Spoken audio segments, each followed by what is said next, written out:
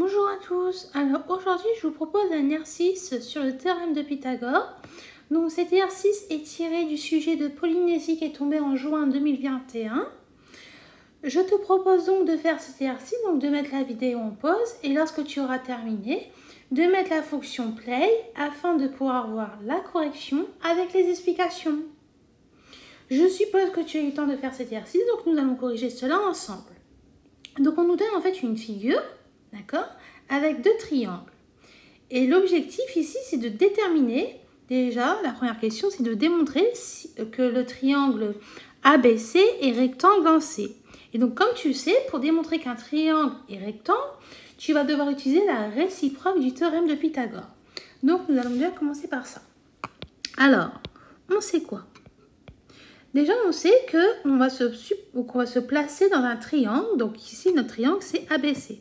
Donc, on va dire dans le triangle ABC. Donc là, ensuite, comme tu sais, pour la réciproque, il faut que tu arrives à identifier quel est le plus grand côté. Et ici, tu constates bien que le plus grand côté, c'est ton segment AB. Donc, tu vas écrire que le segment AB est le plus grand côté.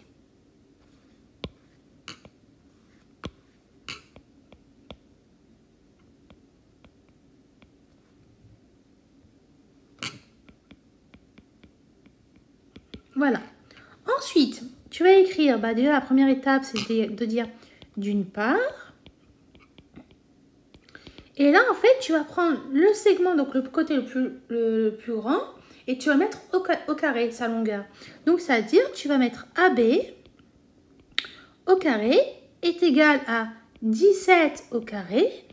Et d'après notre calculatrice, 17 au carré, ça nous fait 289. Ensuite, tu vas écrire que d'autre part, là, tu vas prendre la somme des deux autres côtés au carré, pardon. Donc, ça va être AC au carré plus CB au carré. Donc, ça fait 8 au carré plus 15 au carré, ce qui nous donne 64 plus 225, qui nous donne bien 289. On constate quoi? On constate qu'on retrouve le même résultat ici et là. Donc, ça veut dire quoi? Comme AB au carré qui est égal à AC au carré plus CB au carré, et on peut dire que le triangle ABC est rectangle en C, d'après la réciproque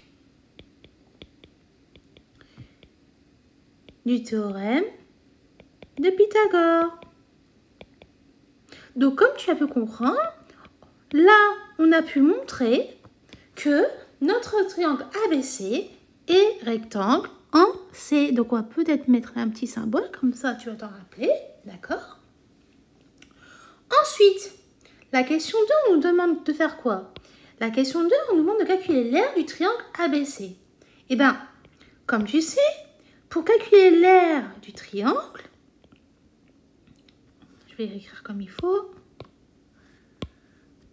l'aire du triangle ABC, tu sais très bien que la formule pour calculer l'aire d'un triangle, c'est la base fois la hauteur divisé par 2.